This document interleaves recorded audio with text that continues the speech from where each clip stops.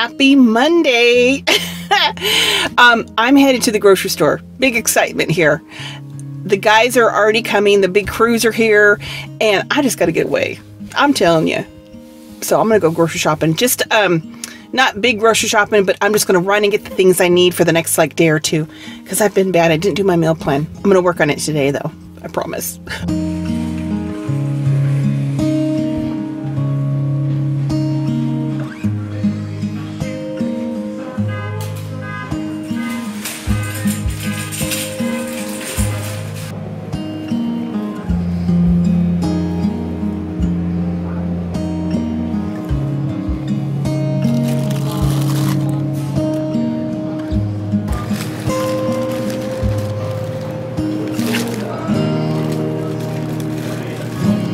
I ran up to the grocery store. I got a couple loaves of Italian bread, potatoes, romaine, some beautiful vine-ripe tomatoes, some lemons, and a gallon of milk. My total was $23.98. I'm making some everyday spaghetti sauce. I have sweet and spicy Italian sausage. I'm making some meatballs over here. I just got back from the store. I have the spaghetti and meat sauce simmering on the stove. I thought I might help Ken with the front yard mowing. He's real busy today. He's taking his class. They're coming out here from CAT to teach him how to use the skid steer. I mean, he kind of knows how to use it, but there's a lot of finessing stuff like the automatic leveler that he wants to be instructed on. Anyway, they're coming. The chicken coops people are coming. Our contractor's coming to do some wiring on the patio, and the pond people are here, and that's all I know. It's enough. It's such a gorgeous day. It is a fall day, so beautiful that I just kind of wanted to be outside for a little while. So I'm going to mow the front yard for him, and then I need to get to my zone cleaning. I need to clean up the kitchen and then get to my zone cleaning. So I'm going to do some housework today too. But anyway, I'm going to get busy with this lawn mowing.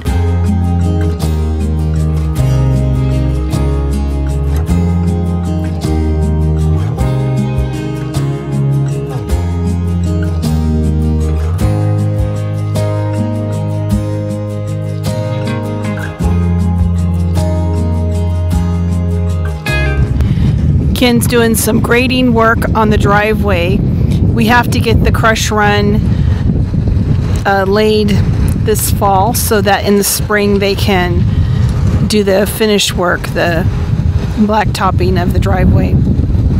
But he's wanting to widen it a little bit on this right hand side, so that's what he's doing today. Well, here comes the chicken coop. Oh my goodness, it's gorgeous! So there's the chicken coop. There was something with the cupola. He said he's going to have to get a part replaced or something, and he'll be delivering that. The first part is like a little tack room. We can put their feed and everything. And then in here is their little house. How nice is that? There's their roost. It's really tall. Ken better behave or he might end up out here. And then down here is their nesting boxes. We'll put stuff down there. Very nice. I got the epoxy floors too, so easy cleaning. See this here? They put the clean out the whole length of the inside where the chickens are. That is so handy. Here's the nesting boxes from the outside so I can collect eggs. And this comes out so you can clean when you clean it. Very nice. Very, very nice. We got the security screen on the windows. We don't want any predators getting our chickens. I went ahead and got the kitchen picked up. I'm getting ready for dinner right now. And I did about a gazillion loads of laundry, so I'm all cut up on laundry. But I don't think I'm going to get to my zone cleaning, that's for sure. Well, it's about 7 o'clock at night. And I got a call from my one son who's in Utica at college. He wanted me to come pick him up. He wants to come home tonight. So I'm going to run over there. It's about an hour drive and pick him up. Because that's what moms do. I went and got a mani-pedi. This one is called OPI Red. I'm just cleaning my makeup brushes. Haven't done it in a little while. They really need it. And I'll show you how I dry them so that you don't lose the shape of the brush and it doesn't damage the wood on the brush. These are matte brushes and I've had them forever, but I try to take really good care of them. I'm gonna finish cleaning all these brushes and then I'll show you how to dry them.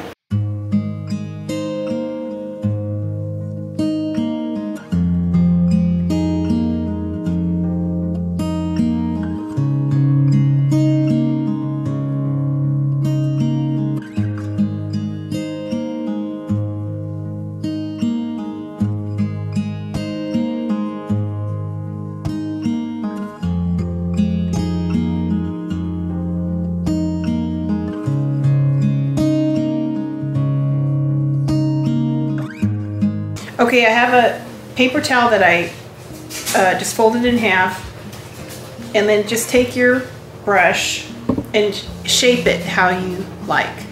So, leave a little tip here, roll it up,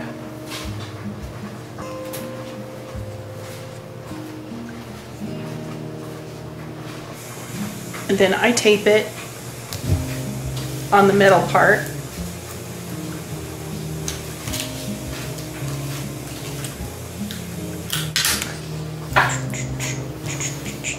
And then I have a little container that I put them in and they stay upright, but you're not putting pressure on the actual, like you're not putting pressure on your brush, and it shapes them perfectly.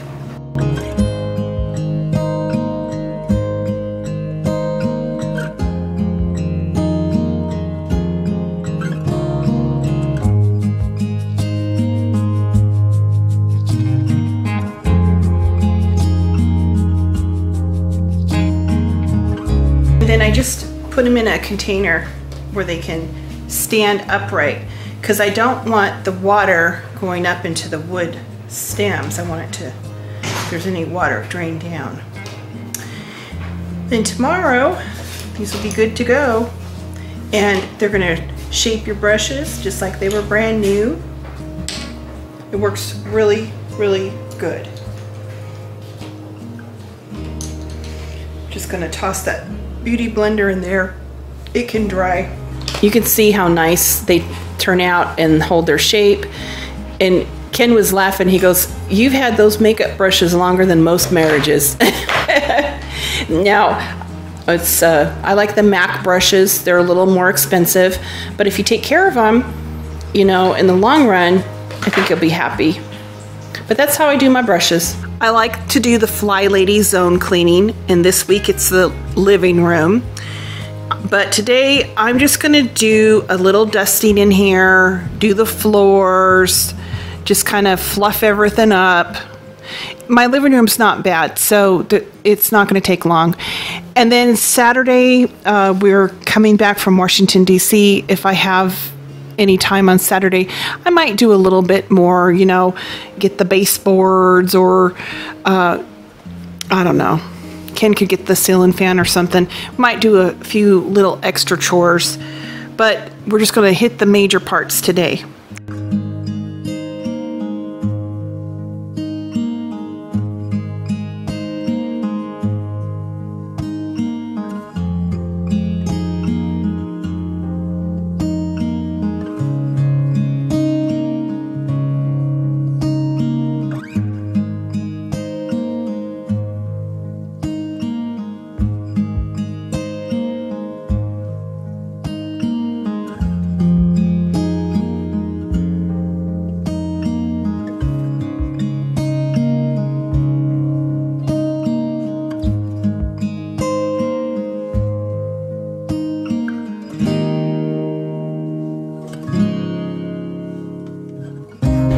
Ken and our oldest son are putting in a French drain on the right-hand side of the garage. We have sloped landscaping here, and in the rainy season it has a tendency to pool water. So the French drain will take that water and drain it away from the building. Ken's on the Bobcat and he's trenching a 2-foot deep trench, and our son, who's the civil engineer, is supervising, making sure Dad does everything the right way. But I'll go ahead and document this project as we move along with it, so you can learn how to put a French drain in. You never know when that might come in handy. But that's what we're working on today. He's doing pretty good. I think I'm gonna go take a nap. I'm tired watching. It is raining so hard today.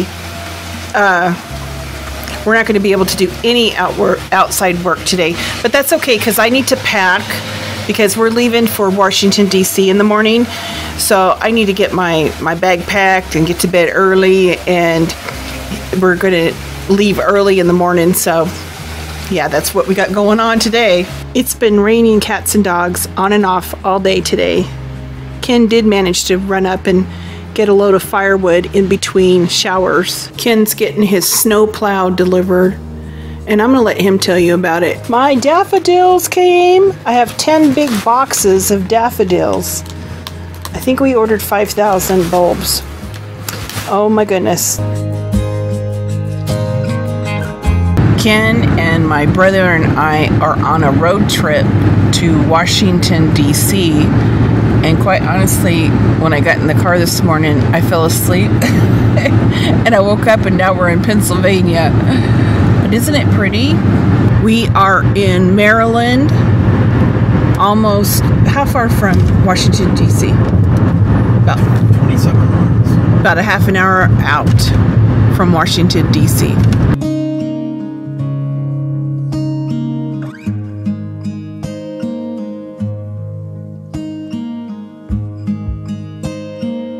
We're in Washington because my dad's cousin was ambassador to Switzerland.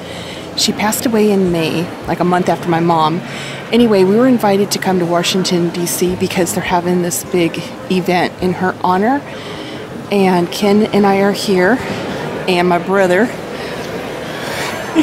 My brother's here with us too. So that's what we're doing. I'm gonna turn the camera around because we are in the National Portrait Gallery. I've never been here before. So this is where our dinner's being held. And it's pretty fancy. So that's my brother. He came up from New York City to come to this event with us. Okay, so this is my dad's cousin. And I'll read it to you guys later because I don't want to cry. She passed away about a month after my mom, and I got to meet the Surgeon General. I was really excited about that because Faith was very instrumental in his career, and he was a keynote speaker. And so then when he found out that we were cousins and I was an RN, he took a picture with me, so that kind of made my night.